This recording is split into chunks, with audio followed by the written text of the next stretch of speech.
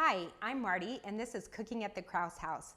I could not be more excited today. Today we have Paula Talbot, who is the inventor of Paula's Rolls, which has been a family tradition that we have loved in our family almost every single Sunday, and is one of the most favorite, most requested recipes that I've ever made.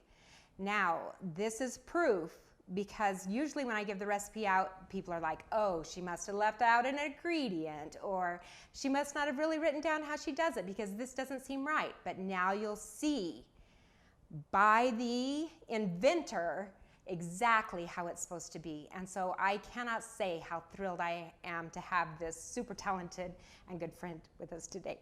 Okay, well, I need to tell you, I didn't create this recipe.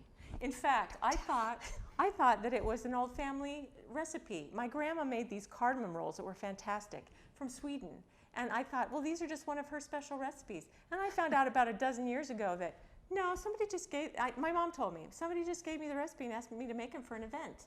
And I thought, oh, you've crushed it. But then I found out from my sister that I think they come from Boston, from a place that's called Parker House. Oh. And then somebody told me the Parker House is just the way you fold them over with butter in between. So I don't know for sure what the origin is, but we do know that we've been sharing this for a long time. And it's a favorite family tradition for sure.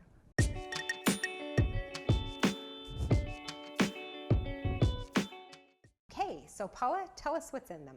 Okay, first of all, you want your yeast, and you want to not just stick it in with the flour, but you want to activate the yeast.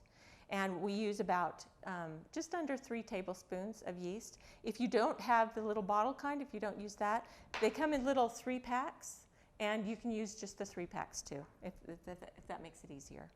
And then it's 3 cups of water. And so there's 3 cups total, but one of the cups goes in to activate the yeast. Then we have 2 tablespoons of shortening, 1 cube of butter, 4 eggs that you'll beat up, and 2 cups of sugar. So if you're wondering why these are so fantastic, it's the sugar. And then 1 tablespoon of salt. And then we use about 8 cups of flour. Those are the ingredients. And it's just where you put them and knowing and understanding and believing that they're as sticky as we say they are.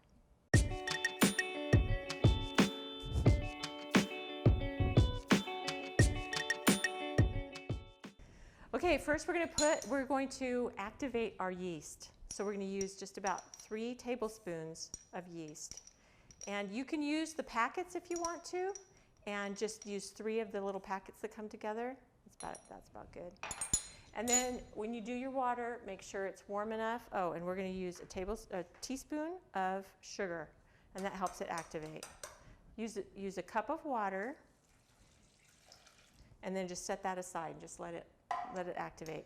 And the way that you want to make sure that you know that your yeast is active, and the way you can do that is you smell it or you can watch it, and it's just so fun to just watch. What does it smell like? Set that aside. Yeast. Oh, okay. You smell it? Well, yeah, sure. It does smell like yeast. Yeah. I mean, but if you can't smell it, then usually it's not active. And so the water needs to be just about as hot as you would take a shower, but not so hot that you wouldn't put a baby in it, in that water. So bathtub heat. Okay, and then we're going to set that aside, and we have 7 cups of flour that we're starting with. And then we also use 2 cups of sugar. So if you're wondering why these are so good, sugar. And then we need salt, 1 tablespoon of salt. So we need salt, and that'll be our dry ingredients. And then we are going to add, thank you, we're going to add 2 cups of water. And we're going to add a cube of margarine. That's melted. That's melted, with 2 tablespoons of shortening. Where's the 2 marker? That's 4, right? Yeah, so 2 will be less than half of that. Is 2 half of 4? I teach special ed math, so I pretty much have that down. Okay, I'm just going to add this to the butter. And then we want to whip up 4 eggs. And we're going to add those as well. So we'll just move this.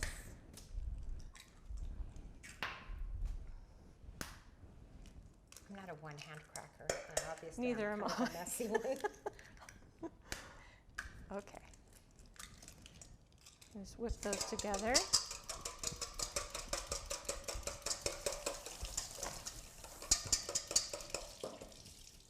And we'll add the butter and water. And shortening.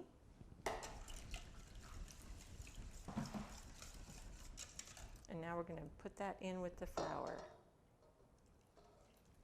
Do you start with a wooden spoon or? I usually do a wooden spoon just because it's easy and they stay very strong. Now this is getting really yummy. You still smell it? I can smell it from here. Yeah. If you leave it, the longer you leave it, the more you'll see it grow. So do you leave yours a certain amount of time, or do? I just put it in at the end. Oh, at the end. Okay. When do you put it in? I usually dump it when I dump all the other stuff. The wet but stuff? Here I'm here to get all the secrets. So. Well, I usually do my water stuff first, and then I add my flour. But we pre-measured the flour, got it all out there. So, see, look how pretty it is. It's beautiful. Just mix it up a smidge. Make sure we got it all off the bottom. We'll add that. So all together we have 3 cups of water. 1 of the cups goes in with the yeast, and then 2 in this mixture. 4 eggs, 2 cups of sugar, 1 cube of margarine, 2 tablespoons of shortening. Did I forget anything? 1 tablespoon of salt. And then we mix.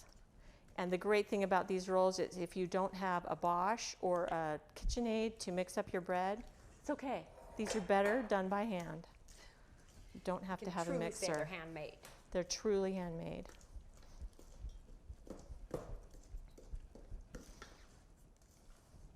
Now, Marty usually uses a full 8 cups with her rolls. But I start with 7, and then I add if I need to. Because sometimes your eggs are going to be bigger than other times, and you don't want to overflour it. So what do you think about this? I think you need an yes, okay, it's too so wet. Let's show what it looks like. It's a little too wet. So this is another cup, and she'll decide how much of that she's adding. Yeah, I'm just going to pour in a half a cup at a time and see. Because the trick to these rolls is not having them overfloured. You overflour them and they're hard like any other bread. Like any other people's rolls that you've probably eaten that are homemade, that are like crusty. These are soft and tender. Succulent. The best rolls ever. Ever. Okay, probably won't use this whole cup. Okay. And they're so sticky that you can't touch them with your hands without getting your hands all messy. I had to take off my rings today just because I don't want to get dough all over in them. But she is married to someone that she loves. Yes, and Just he's a 'cause you can. really excellent bread maker. He's a super cook. Which is nice since he's retired and Paula has to work.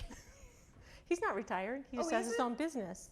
Oh, he just retired from his longtime Right. company. He changed from engineer into he was a software engineer, and now he's an audio engineer, sound engineer. One of the most talented, well, for me, the most talented I've ever seen. He's incredible. And you know him. And Marty and Richard put in my kitchen floor while I was gone to see my parents. One of my skills that Richard taught me, tiling. Exactly.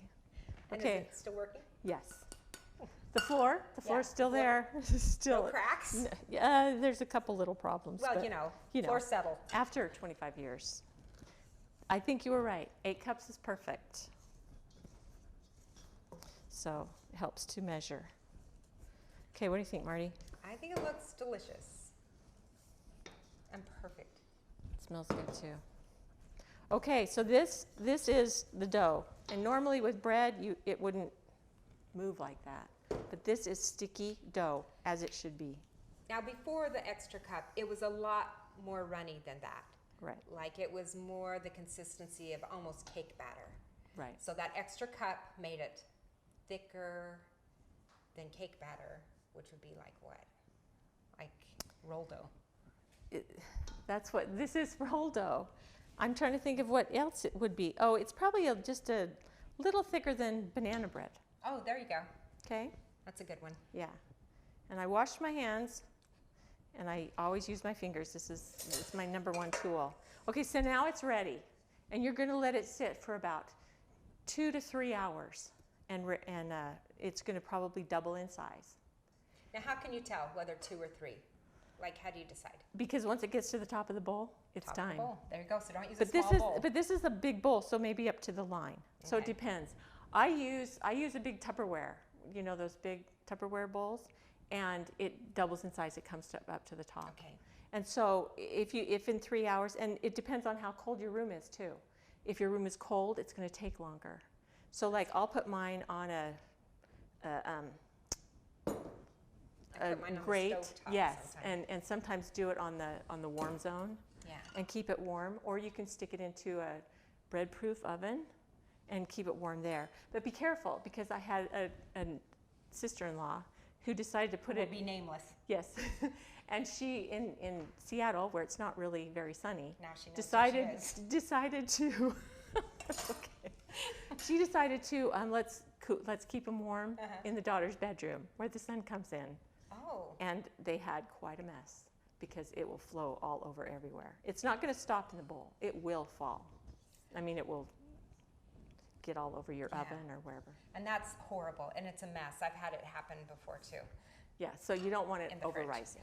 So one of the things we want to say is these rolls are so fabulous, and you have a lot of options. So the original and best option of Paula's rolls is to let them raise 2 times.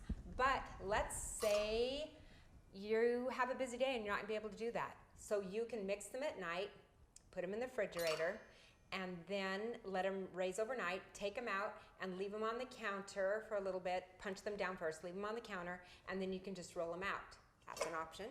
You can also, if you're in a super hurry, let them raise just once. They'll still work. You can let them raise once, put them in the fridge overnight, and then take them out and do them in the morning. You can put them in the fridge, take them out, punch them down, let them rise once, and then roll them out. So there's lots of different options that you can do, and I have never, ever had them turn out badly. But the secret is that the roll dough is super sticky. It's so sticky that when I give the recipe to other people, they're convinced that I left something out or gave them the wrong recipe because it is just too sticky, so they keep adding flour until they're horrible, and then they say they didn't taste like mine. But they didn't do Paula's recipe. Yes, and my husband, when he makes French bread or even pizza dough, he lets it be curing either on the counter or in the refrigerator, and I guess it's supposed to taste better. So I'm gonna have to try them in the refrigerator sometime. Yeah, it works. I don't make them as often as you do, so. But Paula's are perfect every time. So well, if you so just are want to yours. go with hers, raise 2 times on the counter, but you better have a day where you don't have anything to do. And it's not like they have to be babysat. It takes about 15 minutes to make the dough, and then you let them sit for 3 hours. But you can't go off shopping, because if you don't get back in time, you have a big mess, and we hate messes. Yeah. But it takes about 7.5 hours from start to finish. So after they are mixed up, we're just going to put a dish towel over the top and let them sit there for 2 to 3 hours.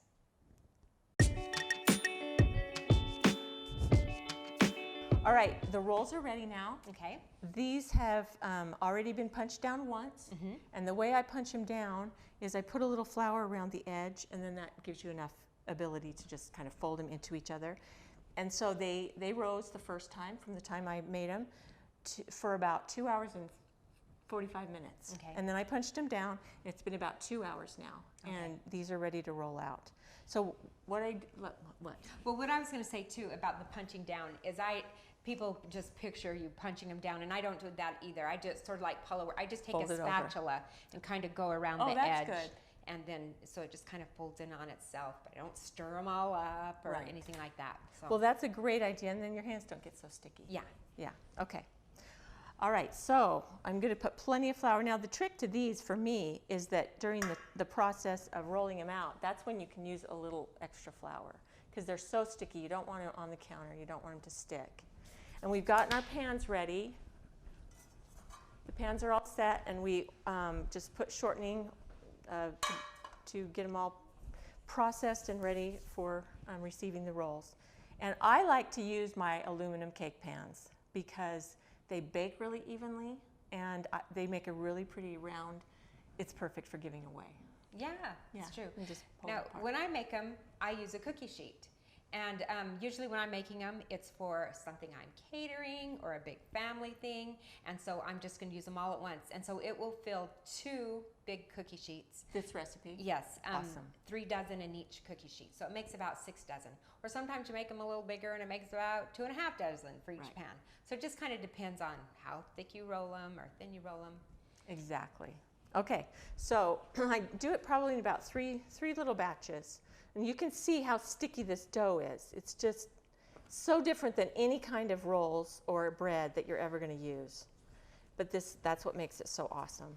So I'm just going to pour a little bit of it out onto the counter, pinch it, and have it ready. And then we're going to take our rolling pin. Here, this for you. And I'm going to just get a little bit of flour on it because it's just so sticky still. So I'm not kneading it really, but we're going to get the bubbles out. Just make it all set and ready. Okay. And the trick to these rolls is to believe that they are as sticky as we tell you they are. Because if you overflour them, they're just hard. They may be still sweet, but they're still hard. And that's about good enough. See, pat, pat, pat. Pat, pat, pat. Okay, and then I just go around. Doesn't have to be anything precise. Just cut as many circles. And that's about the size that I like to use, but you can use bigger ones, littler ones, whatever you like. They don't even have to be perfect. See, there's a little bit cut out right there. And the other thing that I use a lot of flour, and it gets flour on there, and I do not butter them when they come out. Do you butter them when they come out? Heck yeah, more butter better. My husband kind of likes And them. that's why Paula's thin. No. My husband kind of likes them sprinkled with a little bit of flour, so I just leave the flour on them. Then you dip half of it into the butter and just put them in your pan. And then we're just going to go through. Marty, you want to help me? Yes. And notice how Paula's sort of put it against the side so they're not dripping off with Right. butter. They're just... And then I've seen that people say that and I put them right directly together. Do you put them together? I do. Yeah, and that way they grow up instead of out.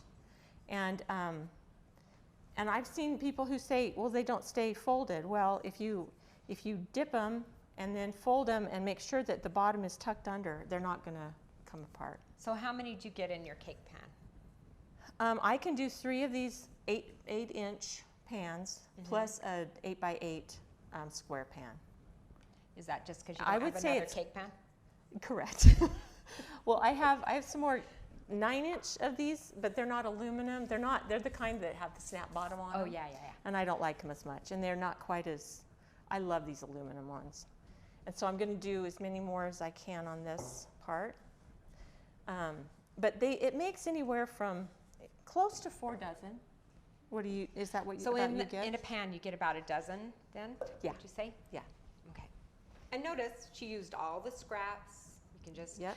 When I do it, I divide mine in half because I'm putting it in bigger pans. But then at the end, I just combine all the scraps and do my last one of those. And you can do that as long as you're not combining them and combining them and combining them. Yeah. See, I'm just going to make one more out of this and stick it in that little spot. Because you don't want them to get so, the remains of the dough to be so dry. So it doesn't have to be perfect. Okay, we got one pan and yet ready. they do turn out perfect. They do. You can't mess these up unless you add a lot more flour. Can we have the bowl, please? Yes. Okay, so we've let these rise. Normally, we would let them rise to the top of the pan, but we have stuff to do today, so we got to move this along a little. So we're going to go ahead and bake them, but usually let them rise to about the top of your pan and then put them in the oven. And realize also that they will rise a little bit once you put them in the oven. And so they're what do you gonna be cook them at? perfect. I cook them at 325. for about 25 minutes. Okay. And the hard part about baking them is you want it to be golden brown on top, but you want them to be dark enough because these aluminum pans, they're not going to be really dark on the bottom. Yeah. And so if they're in glass pans, or I don't know how you do it with your cookie sheets, how do you know when they're done? Well, we like them just off of dough. Okay. So when they're just light golden brown, we say they're done. I have a son-in-law who actually likes to eat them before they go in the pan, in the oven I mean, but it's not healthy, so we're not suggesting that. Right. So we'll try 25 minutes. Okay.